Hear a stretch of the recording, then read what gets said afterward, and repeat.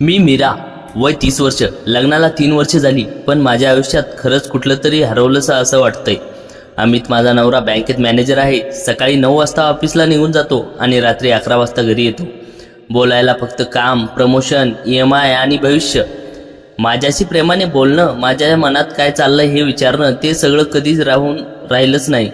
नुकतंच आम्ही छत्रपती संभाजीनगरमध्ये नवीन 2 BHK flat घेतला. घर चांगलं आहे, स्वच्छ आहे, उजळ आहे आणि मोठ्या खिडक्या असलेलं आहे. पण भिंतींचा तो जुना पांढरा रंग मला खूप कंटाळवाणा वाटत होता. म्हणून मी एका पेंटरला बोलवलं. त्याचं नाव कबीर. सकाळी 11 वाजता दारावर टकटक वाजली. मी दार उघडलं. समोर एक तरुण उभा होता. उंची साधारण 5 फूट 8 इंच, बारीक पण मजबूत शरीर, कामाने घडलेला पांढरी टी-शर्ट आणि निळी जीन्स घातलेले होता, ज्यावर तिथे तिथे पेंटर हलके डाग होते. चेहऱ्यावर 3-4 दिवस हलकी दाढी, डोळे खंबीर पण आत मऊपणा होता. केस थोडे अस्ताव्यस्त पण त्यालाही आकर्षक बनवत होते. नमस्कार मॅडम, मी कबीर. तुम्हाला मीराताई ना कलरिंगचं काम करायचं आहे ना? म्हणून हो, आत या, मी हलकेच हसत म्हणाले. तो आत आला. घर बघताना त्याचे डोळे फिरले. खूप छान फ्लॅट आहे मॅडम. प्रकाश चांगला येतो, रंग चांगले दिसतील. मी त्याला सर्व खोल्या दाखवल्या. त्याच्या मागे चालताना मला त्याच्या शरीरातून येणारा हलका घाम, पेंटरचा वास जाणवला. तो शांत आणि आत्मविश्वासाने बोलत होता. आम्ही भिंतीवर कोणता कलर द्यायचा आहे याबद्दल बोलत होतो. मी एक हलका बेज शेड आणि दुसरा सॉफ्ट ग्रे दाखवला. हा बेज कलर सुंदर दिसेल, तो म्हणाला. तुमच्या या दिवाणखान्याच्या भिंतीवर हा कलर लावला की खोली उजळून जाईल. तुम्हाला कसं वाटतं? हो, मला तो आवडतो, पण पूर्ण घर करायचं. ठीक आहे, 2-3 दिवस लागतील. मी एकटाच काम करणार? एकटाच? मी विचारलं. हो, एकटाच काम करायला मला आवडतं. शांतता राहते. मी त्याला चहा करून दिला. तो बाल्कनीत उभा राहून चहा पित होता. मी त्याच्याजवळ उभी राहिले. त्याचे मजबूत हात कप धरून होते, बोटं लांब, कमान जाडसर. मी मनात विचार करत होते, हा माणूस किती वेगळा दिसतोय. अमित नेहमी बूट सूट घालतो, हा मात्र खरा कष्टाळू. मॅडम, तुम्ही एकटा राहता का दिवसभर? त्याने अचानक विचारलं. हो, नवरा ऑफिसला जातो, सकाळी निघून रात्री उशिरा येतो, मी हलक्या आवाजात म्हणाले. तो काही बोलला नाही, फक्त हलकेच मान डोलावली. त्याच्या डोळ्यात एक क्षण सहानुभूती दिसली. पहिला दिवस सुरू झाला. कबीर कामाला लागला. तो भिंत साफ करत होता, प्रायमर लावत होता.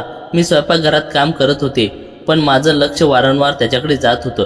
त्याचे हलणारे स्नायू, घामाने भिजलेले टी-शर्ट शरीराला चिटकलेली, आणि तो जेव्हा हात वर करून वरच्या भागावर काम करत होता तेव्हा त्याच्या कमरेचा आकार स्वतःला आश्चर्य वाटेल मी एवढा लक्ष देते.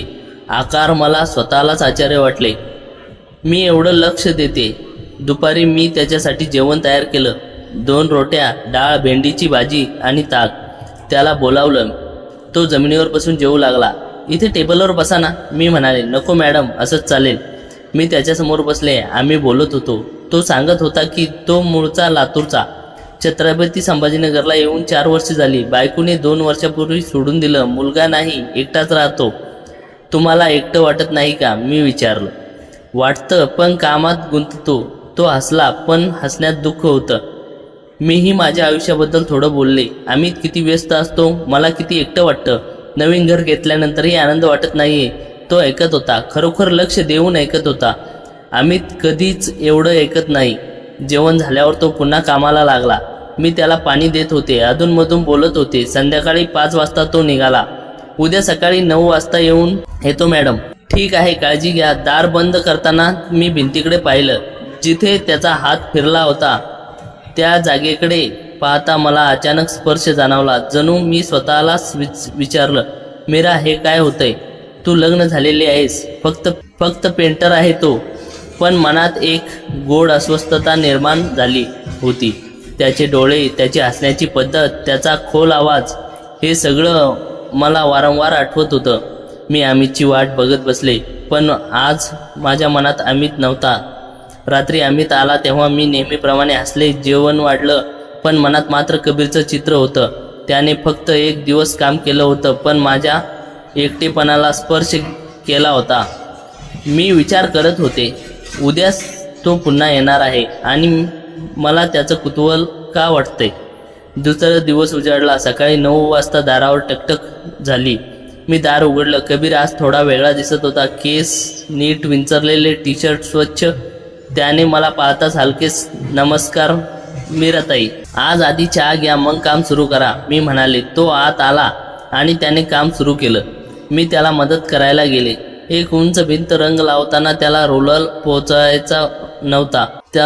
पोचत नव्हता. मी खुर्ची आणली. कबीर हे धरा. मी खुर्ची पकडून उभी राहिले. तो खुर्चीवर चढला. त्याचे पाय माझ्याजवळ गेले. तोल सांभाळण्यासाठी त्याचा एक हात माझ्या खांद्यावर येऊन पडला. त्या स्पर्शाने अंगावर काटा आला. गरम गरम मजबूत हात. त्याने लवकरच हात काढून घेतला. सॉरी ताई, तो लाजल्यासारखा म्हणाला. काही हरकत नाही, मी हलकेच हसत म्हणाले. तो काम करत असताना मी अधूनमधून त्याच्याकडे बघत होते. घामाने त्याची टी शर्ट पुन्हा शरीराला चिटकली होती. त्याचे स्नायू हलत होते. मला स्वतःला समजत नव्हतं मी एवढं का बघते.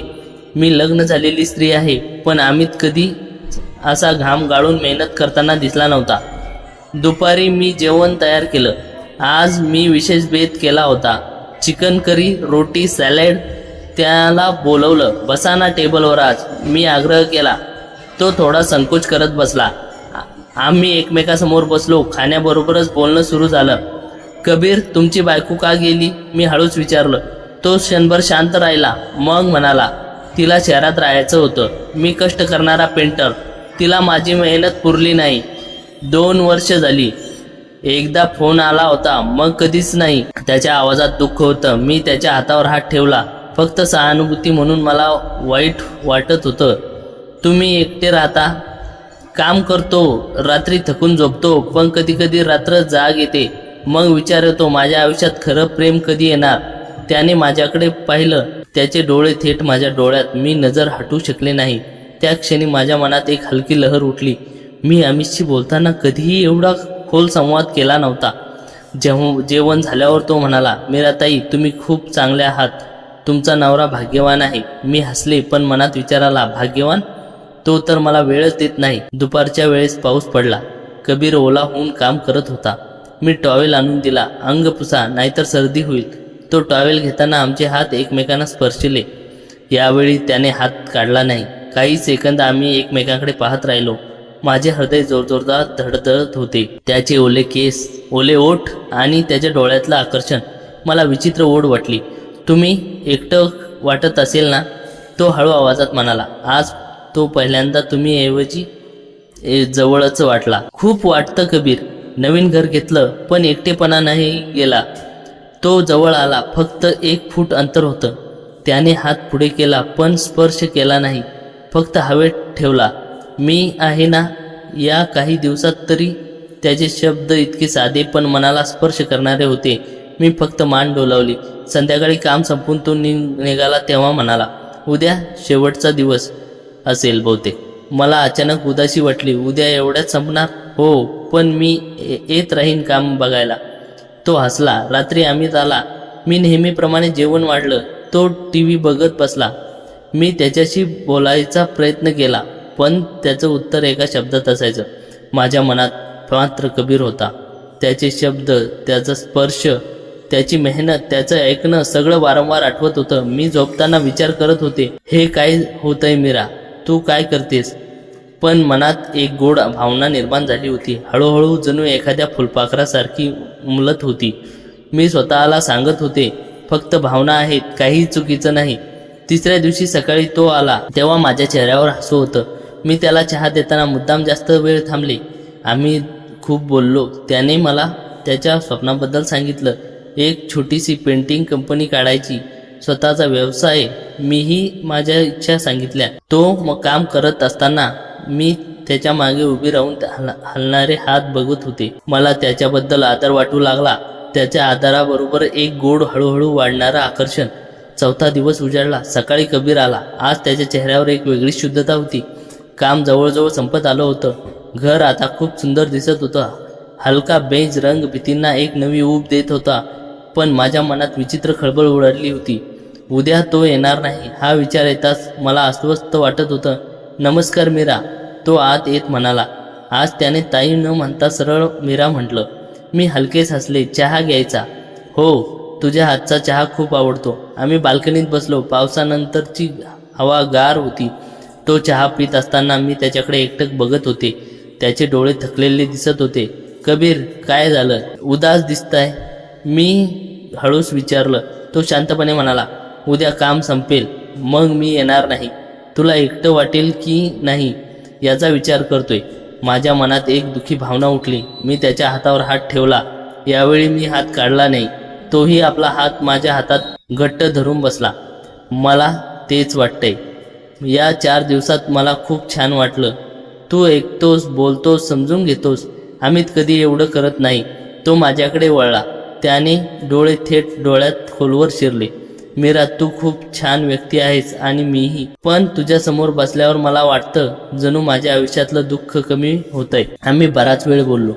तो बोलला, गावाच्या आठवणी सांगत होता. त्याच्या आईवडिलाबद्दल, त्याच्या हाताने कमवलेल्या पैशाबद्दल. मीही माझ्या लग्नाच्या अगोदरच्या स्वप्नाबद्दल सांगितलं. माझं शिक्षिका व्हायचं स्वप्न होतं, पण लग्नानंतर सगळं थांबलं. दुपारच्या जेवणानंतर तो काम करत होता. मी त्याच्याकडे जवळ उभी राहिले. त्याने भिंतीवर शेवटचा कोट लावला. घामाने त्याचा चेहरा चमकत होता. अचानक तो म्हणाला, मीरा, तुझ्या डोळ्यातलं एक गूढ उदासी आहे. मी ती दूर करू शकलो तर? मी काही बोलले नाही, फक्त त्याच्या जवळ सरकले. आमची शरीरे एकमेकांजवळ आली. त्याने हळूच माझा हात धरला आणि आपल्या छातीवर ठेवला. त्याची धडधड मी स्पष्ट ऐकू शकत होते. जोरात, वेगाने. तुझी धडधड ऐकू येते. मी कुजबुजले. कारण तू जवळ आहेस, तो म्हणाला. त्या क्षणी मी त्याच्या छातीवर डोकं टिकवलं. त्याने एक हात माझ्या पाठीवर हळूवार फिरवला. स्पर्श प्रेमळ होता, आदराने भरलेला. आम्ही असेच काही मिनिटे उभे राहिलो. बोलणं बंद झालं होतं. फक्त एकमेकांच्या उभेचा अनुभव घेत होतो. मग आम्हाला दिवाणावर बसलो. तो माझ्या बाजूला बसला. मी त्याच्या खांद्यावर डोकं टेकवलं. त्याने माझ्या केसात बोटं फिरवली. खूप. कबीर, हे बरोबर आहे का? मी डोळे मिटून विचारलं. मला माहीत नाही मीरा, पण जे मनाला बरं वाटतंय ते चुकीचं असू शकत नाही. मला शरीराची नाही, तुझ्या मनाची ओढ लागली आहे. त्याचे शब्द इतके प्रामाणिक होते की माझे डोळे भरून आले. मी त्याला घट्ट बिलगले. त्याने माझ्या कपाळावर हलका किस केला. त्या स्पर्शाने माझ्या अंगात एक गोड थरथरी उडाली. आम्ही एकमेकांच्या कुशीत विसावलो. तो मला घट्ट धरून होता. मी त्याच्या छातीवर हात ठेवून त्याची धडधड ऐकत होते. तू मला खूप विशेष वाटतेस, तो माझ्या कानात कुजबुजला. मी रोज तुझ्याशी बोलायला येईन, काम नसलं तरी. मलाही हेच हवंय, मी म्हणाले. आम्ही तासभर असेच बोलत होतो. छोट्या गोष्टीवर तो मला हसवत होता. मी त्याला प्रोत्साहन देत होते, त्याच्या मनाचं कौतुक करत होते. तो मला सांगत होता की मी किती सुंदर आहे, किती समजूतदार आहे. संध्याकाळ झाली तेव्हा तो निघण्याच्या तयारीत होता. मी त्याचा हात धरला. अजून थांब ना. तो थांबला. आम्ही पुन्हा एकमेकांना मिठी मारली. यावेळी मिठी जास्त घट्ट होती. त्याचे ओठ माझ्या कपाळावर, नंतर गालावर हलके स्पर्श करत होते. मी त्याच्या मानेभोवती हात टाकले. आमच्यात प्रेम, ओढ, भावनांची जवळीक इतकी वाढली होती की शब्द कमी पडत होते. तो निघाला तेव्हा म्हणाला, उद्या शेवटचा दिवस, पण आपली कहाणी संपणार नाही. मी दार बंद केलं आणि भिंतीकडे पाहिलं. नवीन रंग चमकत होता. माझं मनही एका नव्या रंगाने रंगलं होतं. कबीरने फक्त भिंती रंगवल्या नव्हत्या, तर माझ्या एकटेपणाला, माझ्या भावनाला एक नवी ऊब दिली होती. मी स्वतःला विचारलं, हे प्रेम आहे का? फक्त एकटेपणाची ओढ? पण हे जे काही असो, ते मला खूप खरं आणि गोड वाटतं. शेवटचा दिवस आला. सकाळपासून माझ्या मनात एक विचित्र अस्वस्थता होती. आज कबीर शेवटचं काम संपवणार होता. घर पूर्ण रंगलेलं दिसणार होतं, पण माझ्या मनात एक रिकामपणा भरून राहत होता. दारावर टकटक झाली. मी दार उघडलं. कबीर उभा होता. आज त्याचा चेहरा थोडा गंभीर होता. त्याने मला पाहताच हलके स्मित केले. नमस्कार मीरा, आज शेवटचा दिवस. या ना, आधी चहा घ्या, मी म्हणाले. माझा आवाज थोडा कापला. आम्ही दोघे दिवाणावर बसलो. तो चहा पित असताना त्याच्याकडे एकटक बघत होते. या 4 दिवसात तो फक्त पेंटर राहिला नव्हता. तो माझा ऐकणारा, समजून घेणारा, माझ्या एकटेपणाला स्पर्श करणारा माणूस बनला होता. मीरा, घर खूप सुंदर दिसतंय आता, तो म्हणाला. हो, पण सौंदर्य तुझ्यामुळे आलंय, मी हळूच म्हणाले. तो हसला, मग गंभीर झाला. मी निघून गेल्यावर तुला एकटं वाटणार नाही ना? मला रडू आलं. मी त्याच्या हातावर हात ठेवला आणि म्हटलं, वाटेल, खूप वाटेल. या 4 दिवसात मी जेवढं बोलले, जेवढं मला मोकळं केलं, ते आम्हीची कधीही केलं नव्हतं. तो माझ्या हातावर आपला दुसरा हात ठेवून म्हणाला, मलाही हेच वाटतंय. तुझ्या समोर बसल्यावर मला वाटतं की एकटा नाही. तू मला एक नवीन आशा दिलीस. आम्ही बराच वेळ बोललो. तो उठला आणि कामाला लागला. मी त्याच्या मागे फिरत होते. अधूनमधून पाणी देत होते, टॉवेल देत होते. शेवटच्या भिंतीचा रंग लावत असताना मी त्याच्याजवळ उभी राहिले. त्याने हात खाली केला आणि माझा हात धरला. मीरा, मी तुझ्याशी खोटं बोलणार नाही. मला तुझ्यावर प्रेम जडलंय, फक्त शारीरिक नाही, मनापासून. माझे डोळे पाणावले. कबीर, मीही. तुझ्याशिवाय आता हे घर रिकामं वाटेल. तो काम संपवून दिवाणावर बसला. मी त्याच्या बाजूला बसले. त्याने हळूच मला जवळ ओढले. मी त्याच्या छातीवर डोकं टेकवलं. त्याने मला घट्ट मिठी मारली. त्याच्या हाताची ऊब, उसाची धडधड, त्याचा श्वास, सगळं पूर्णपणे जाणवत होतं. मी तुला कधीच त्रास देणार नाही. तो माझ्या केसात बोटं फिरवत म्हणाला, तू लग्न झालेली आहेस हे मला माहीत आहे. मला फक्त तुझं मन हवंय. जेव्हा तुला एकटं वाटेल तेव्हा फोन कर, मी येईन. मी त्याच्या छातीवर पाहिलं. आमचे डोळे एकमेकांमध्ये खोल मिसळले. त्याने हळूच माझ्या कपाळावर किस केला, मग गालावर. मी त्याच्या मानेभोवती हात टाकले आणि घट्ट धरून राहिले. आम्ही असे बराच वेळ एकमेकाच्या कुशीत बसलो होतो. शब्द नव्हते, फक्त भावना होत्या. मला तू खूप विशेष वाटतेस मीरा, तो कुजबुजला. तुझं हसणं, तुझं बोलणं, तुझी काळजी घेण्याची पद्धत, सगळं आवडतं. मी त्याच्या कानात म्हणाले, तूही मला नवीन ऊब दिलीस. मी एवढी एकटी कधीही नव्हते जितकी 4 दिवसात आनंदी जाणवले. संध्याकाळ झाली. तो निघण्याच्या तयारीत होता. मी त्याला छोटीशी भेट दिली, एक छोटं प्लांट. हे घरात ठेव, माझी आठवण येईल. ते गिफ्ट घेताना त्याचे डोळे ओले झाले. धन्यवाद, मी हे जपून ठेवेन. तो निघाला तेव्हा दारात उभा राहिला. आम्ही एकमेकांच्या शेवटची मिठी मारली. या मिठीत सगळं होतं, प्रेम, ओढ, दुःख, आशा. त्याने माझ्या ओठावर हलका प्रेमळ किस केला. तो स्पर्श खूप गोड, भावनिक होता. आम्ही काही क्षण असेच एकमेकांना घट्ट धरून राहिलो. मी जात होतो, पण दूर नाही. तो म्हणाला, मी वाट बघेन. मी डोळ्यात पाणी घेऊन म्हणाले. तो गेल्यावर मी घरात फिरले. नवीन रंगलेल्या भिंती चमकत होत्या. प्रत्येक भिंतीवर त्याचे हात फिरले होते. मी दिवाणावर बसले आणि रडले, पण खूप दुःखाचं रडणं नव्हतं. ते भावनिक नातं पूर्णपणे रडत होतं. रात्री अमित आला तेव्हा मी नेहमीप्रमाणे हसले, पण आतून बदलले होते. कबीरने मला एक नवीन ओळख दिली होती. मी फक्त नवऱ्याची बायको नाही, तर एक स्त्री आहे जिला प्रेम, लक्ष आणि समजूत हवी असते. आता नवीन घर मला रंगलेलं वाटतंय. भिंती नव्या रंगात आहेत आणि माझं मनही. कबीरशी हे नातं पुढे कसं जाईल माहीत नाही, पण जे काही आहे ते खरं गोड, भावनिक आहे. कधी कधी प्रेम अनपेक्षित येतंय, एका पेंटरच्या रूपाने नवीन रंग रंगवताना. मी बाल्कनीत उभी राहून आकाशाकडे पाहिलं आणि मनाला म्हणाले, कबीर, तू मला रंगलंयस. कबीर जाऊन आता महिना झाला होता, पण छत्रपती संभाजीनगरच्या 2 BHK फ्लॅटच्या भिंतीवर तो बेज रंग माझ्या मनावर चढलेला, त्याचा रंग अजूनही तितकाच ताजा होता. अमितच्या दिनक्रमात काहीच बदल झाला नव्हता. तो तसाच सकाळी 9 ते रात्री 11 बँकेच्या फाईल्स आणि आकड्यामध्ये व्यस्त असायचा.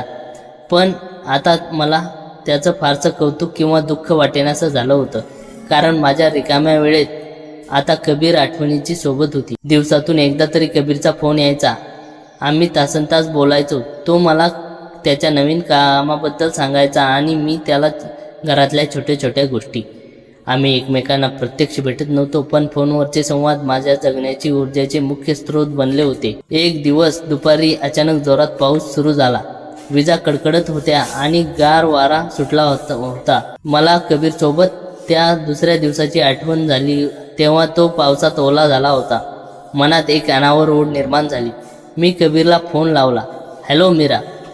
त्याचा तोल खोल शांत आवाज ऐकून मनाला बरं वाटत होतं. कबीर, खूप पाऊस पडतोय ना, मला तुझी खूप आठवण येते. मी थेट मनातलं बोलून गेले. फोनवर काही सेकंद शांतता पसरली. मग कबीर हळूच म्हणाला, मी तुझ्या घराच्या खालीच उभा आहे मीरा. एका बाजूच्या बिल्डिंगचं काम पाहत होतो. पाऊस आला म्हणून आडोशाला थांबलोय. वर येऊ का? माझं हृदय जोरजोरात धडधडू लागलं. ये ना कबीर, विचारतोस काय? 5 मिनिटात दारावर तशीच अनोळखी टकटक झाली. मी दार उघडलं. कबीर समोर होता. पावसाच्या हलक्या थेंबांनी त्याचे केस ओले झाले होते. खांद्यावर त्याचं बॅग होती. त्याने माझ्याकडे पाहून एक खूप सुंदर हलकंसं हसू दिलं. आत ये ना. मी त्याला घरात घेतलं आणि लगेच दार बंद केलं. तो दिवाणवर बसला. मी धावत जाऊन स्वयंपाकघरातून टॉवेल आणला. आधी त्याचे केस पुसून घे. तुला नेहमी पावसात भिजायची सवय आहे का? मी जुन्या हक्काने त्याला रागावले. तो टॉवेल घेताना हसला आणि त्याने माझा हात पकडला. एका महिन्यानंतरचा तो पहिला प्रत्यक्ष स्पर्श होता. माझ्या अंगावर सरसरून काटा आला. त्याने हळूच स्वतःकडे ओढले. मी त्याच्या छातीवर डोकं ठेवलं आणि त्याची परिचयाची वेगात चालणारी दडदड ऐकू आली. खूप आठवण येत होती ग तुझी. तो माझ्या केसात हात फिरवत म्हणाला. मलाही कबीर. मी उठून त्याच्याकडे गरमागरम चहा आणि कांदे भजी बनवली. आम्ही बाल्कनीच्या दारापाशी बसून पाऊस पाहत चहा पीत होतो. आज कोणतीही घाई नव्हती, कोणतंही काम नव्हतं. तो फक्त माझ्यासाठी आला होता. आम्ही आमच्या भविष्याबद्दल, त्याचं स्वप्न सुरू होऊ घातलेल्या पेंटिंग कंपनीबद्दल बोललो. मीरा, मला एक मोठे कॉन्ट्रॅक्ट मिळाला आहे. मी आता माझी स्वतःची कंपनी सुरू करतोय. कबीरच्या डोळ्यात एक नवीन चमक आणून सांगितले. मला खूप अभिमान वाटतोय तुझा कबीर. तू खूप कष्टाळू आहेस. तू नक्की यशस्वी होणार. मी त्याच्या हातावर हात ठेवून म्हणाले. संध्याकाळ होत आली तशी पावसाची रिपरिप कमी झाली. कबीर जाण्यासाठी उठला. निरोप घेताना यावेळी मिठी पूर्वीपेक्षा अधिक घट्ट आणि विश्वासाची होती. त्याने माझ्या ओठावर एक अत्यंत गाढ, प्रेमळ आणि भावनिक किस केलं. मी अमितला कधीही त्रास होऊ देणार नाही मीरा, आणि तुला कधी एकटं पडू देणार नाही, हे माझं वचन आहे, कबीर म्हणाला. मला माहीत आहे कबीर. मी डोळ्यातले आनंदाश्रू पुसत म्हणाले. तो निघून गेला. रात्री जेव्हा अमित घरी आला तेव्हा त्याने नेहमीप्रमाणे जेवताना बँकेचं टेन्शन सांगायला सुरुवात केली. पण आज मी चिडले नाही आणि शांत बसले नाही. मी पुढे होऊन अमितचा हात धरला आणि म्हणाले, अमित, खूप टेन्शन आहे ना? जेवण झाल्यावर आपण थोड्या गप्पा मारूया का? अमितला आश्चर्याने माझ्याकडे पाहिलं, पण त्याच्या चेहऱ्यावर एक सुटकेचा भाव दिसला. हो मीरा, नक्कीच.